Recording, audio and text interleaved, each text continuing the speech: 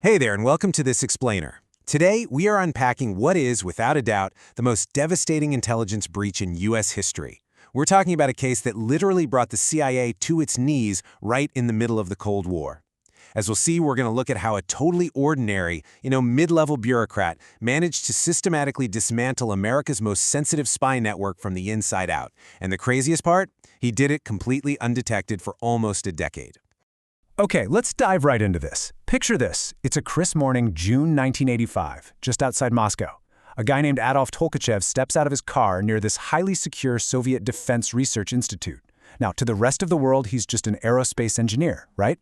But in secret, he is one of the CIA's absolute most valuable assets. He's slipping the U.S. billion-dollar secrets about Soviet fighter planes and radar systems. But as he's casually walking toward the gate, KGB agents just silently surround him. There's no dramatic shootout, no high-speed chase, they just grab him. And at that exact second, all the way over in Langley, Virginia, the CIA had zero clue their prized asset was gone. But Tolkachev, he wasn't an isolated incident. He was literally just the first domino to fall. Within weeks, the fallout turned into a catastrophic reality for the CIA. I mean, their most trusted sources in the Soviet Union just started vanishing into thin air, gone. One of the most heartbreaking losses was General Dmitry Polyakov. This guy was a highly respected Soviet military man who had been secretly feeding Washington top-tier intelligence for 25 years. 25 years! He was dragged into the KGB's infamous Lubyanka building, interrogated, and tragically executed. Back at Langley, sheer panic sets in. You can imagine the conference room tables just overflowing with files of completely ruined operations. Red dots are popping up all over the CIA's map of the Soviet Union, marking compromised agents. The US had essentially gone totally blind behind the Iron Curtain. And then, the terrifying realization hits the senior officers. The KGB knew everything because there was a mole hiding right inside the CIA. Now, what's really interesting about this is you'd probably think a master spy taking down the entire CIA would be some sort of brilliant James Bond-esque mastermind, right? Well, not quite. Let's flash back to 1980. Meet Aldrich Ames. He was a counterintelligence officer, but honestly, he was painfully average.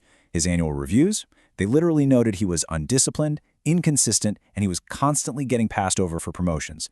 But, and this is a huge but, because of his role, he had this unrestricted, godlike access to the most highly classified files in the world.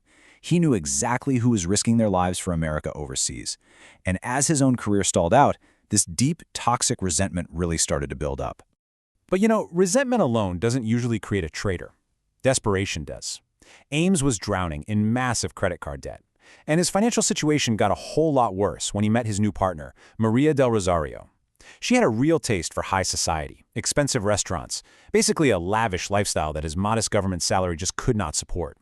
So on April 16, 1985, Ames makes a really fateful decision.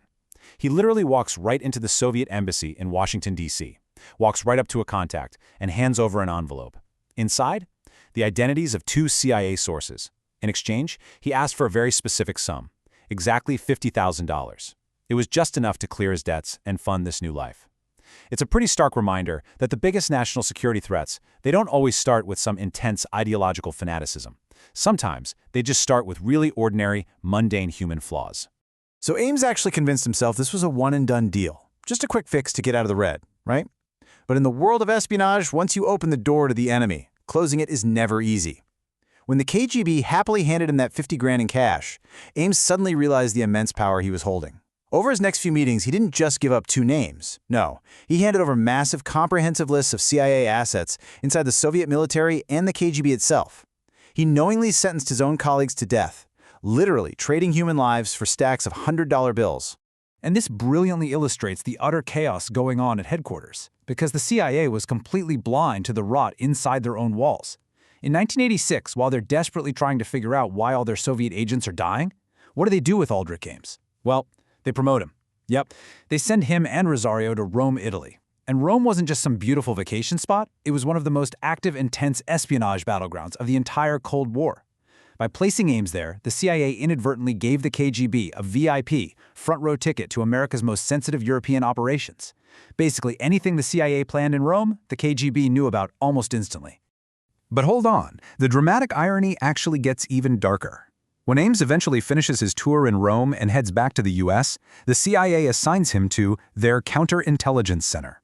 Yep, you heard that correctly. The exact department specifically tasked with finding the KGB mole who was leaking all this information, that was the very department Ames was now working in. The deadliest traitor in American history was literally sitting in the meetings, reviewing the case files, and sipping coffee with the exact people tasked with hunting him down. It was, honestly, the absolute perfect cover. However, no traitor is invisible forever. Enter Jean Vertefeuille. She was a super dedicated CIA investigator, and her team was just tirelessly trying to crack this case. For years, they were looking at all these operational failures, but eventually they shifted their focus to the personal lives of CIA officers. And that is when Ames's financial disconnect became glaringly obvious. I mean, picture this. Here is a mid-level government employee, right? But he's buying luxury cars, he's wearing custom-tailored suits, and he buys a $500,000 home in Washington, completely in cash. When his coworkers asked about it, Ames would casually blame his newfound wealth on his wife Rosario's quote-unquote rich family. And for a shockingly long time, the CIA just bought this excuse without ever checking the receipts. It's actually a really striking reminder of how large organizations can get severe tunnel vision. They accept weak excuses instead of just verifying facts, which is a dangerous institutional blindness we still see in corporate security failures today. Let's move along and see how this builds, because Vertefeuille's team finally dug into those financial records. And guess what? There was no inheritance, no wealthy family backing, just massive, completely unexplained influxes of cash. So by 1993, the evidence of his impossible wealth was just way too strong to ignore. This was no longer just an internal HR issue at the CIA, it was a massive federal crime. So the FBI is brought in with full force, and they create a joint task force. Their one and only mission: put Aldrich Ames under absolute 24/7 surveillance without him ever realizing it. The FBI agents tracking him realized pretty quickly that they weren't following some average white-collar criminal. They were tracking a highly trained spy. Ames definitely felt invincible at this point, but he still relied on his training. The FBI started noticing this very distinct pattern in his daily commute. He wouldn't just drive straight home. Instead, he'd suddenly change directions, or aggressively check his rearview mirror, or just pull over into random public parks for a few minutes for absolutely no apparent reason. Now, to you and me, that just looks like really erratic driving. But to the FBI, that is a textbook counter-surveillance routine. Ames was actively checking to see if he had a tail. The surveillance was incredibly intense, but they still needed a smoking gun, something undeniable they could actually take to court. Well, in 1993, they finally get their breakthrough. FBI agents secretly execute a search warrant on Ames's house while he's out. And they don't tear the place apart, they go in surgically. And they end up finding something so incredibly mundane: a discarded printer ribbon. Back then, typewriters and early printers left this faint, physical impression of what had been typed right there on the ribbon. So FBI forensics meticulously analyzes it, literally layer by layer. And what did it reveal? A drafted letter, written by Ames, addressed directly to the Russian intelligence services. Boom! They finally had hard, undeniable proof. It's actually the ultimate irony, right? A master spy who dismantled global intelligence networks is ultimately undone by, of all things, archaic, everyday office tech. So the FBI now knew he was absolutely their guy. But they waited. They had to make absolutely sure he couldn't slip through any legal loopholes. Finally, in early 1994, agents watched Ames leave a covert signal in a parking lot. This was a classic method he used to communicate with his Russian handlers. That was it. The trap was officially set. On the morning of January 21, 1994, Ames and his wife leave their house for his normal, everyday commute to Langley.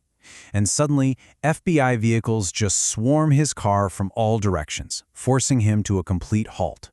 Before Ames can even process what is happening, agents pull him out of the vehicle and slap the handcuffs on him. After nearly a decade of deception, the game was finally over. Over the course of 9 years, Aldrich Ames had compromised highly classified global operations, completely blinded U.S. intelligence in the Soviet Union, and sent multiple brave men to face a firing squad. And what was the total price tag for his loyalty? $2.5 million.